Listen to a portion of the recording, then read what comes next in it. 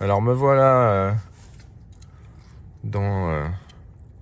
je sais même pas comment on le prononce. Bid.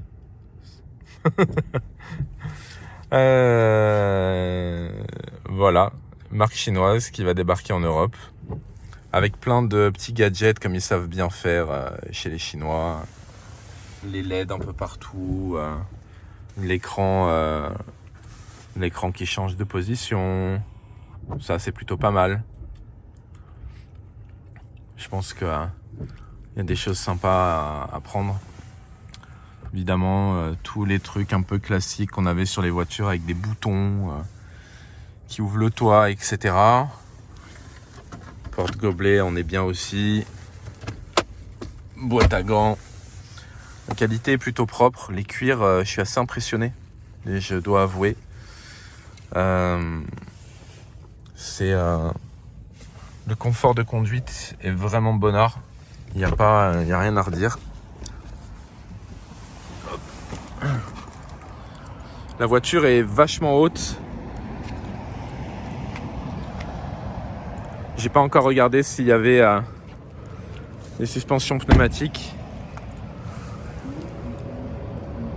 Ah, la voiture me parle. Visiblement, des freins Brembo, des disques ventilés. Voilà. C'est pas mal. L'avant, j'aime bien. Devant, on a radar, caméra, capteur ultrasonique. Et on a des caméras ici, dans les rétroviseurs. On a des ports de charge des deux côtés.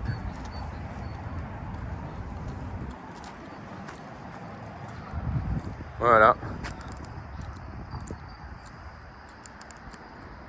Non, ça veut pas ouvrir le coffre. Bon, évidemment, ça doit être l'effet démo, je pense.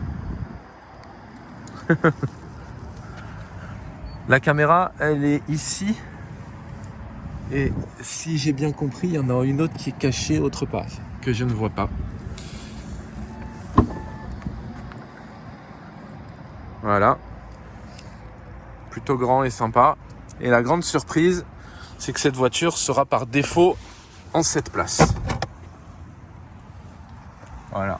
Toujours avec une finition propre. Dans le coffre, on a ça.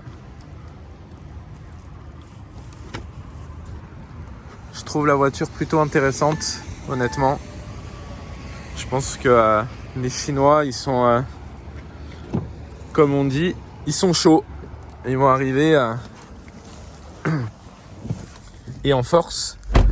Alors après, voilà, niveau gadget, on a ça. Ça, c'est rien de nouveau, rien d'extraordinaire. Par contre, voilà, on va pouvoir chanter le karaoké.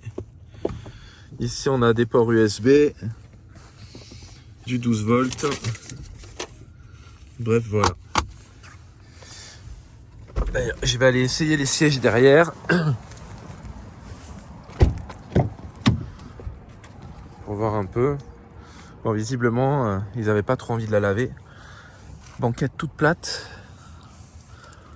La question, c'est l'accès à la 3e rangée qui m'interroge. C'est peut-être que de l'autre côté, alors. Je peux avancer la banquette. Je peux... Ah, voilà. Non, il va falloir la plier comme ça. Pour accéder à la 3e rangée. Et je pense qu'on peut incliner le siège également un peu. Voilà. On a un confort qui est assez sympa. Derrière, on a ce petit écran avec ici du 12 volts. Ouh là là. 220. Ça, c'est intéressant. Avec 2 ports USB. Ici, on a une prise en 201 avec 2,2 kW. C'est plutôt pas mal. Les cuirs sont propres. Ça, purée, si Tesla il pouvait en apprendre. Le truc il rentre nickel. Hein. Petit big up à Fremont. Si vous arrivez à faire ça sur la Model 3, ce serait bien. Comme ça arrêterait de nous foutre en l'air nos sièges. Et voilà. Toit panoramique qui s'ouvre. On va aller voir de l'autre côté.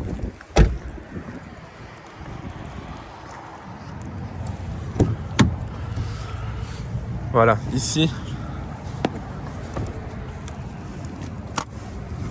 Pour l'accès derrière.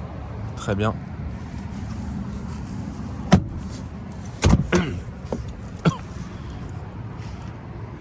Bah, c'est prometteur. Là, les petits haut-parleurs. Ici, les plus gros.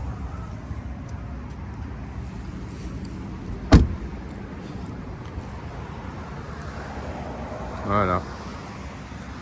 Avec des jambes broc.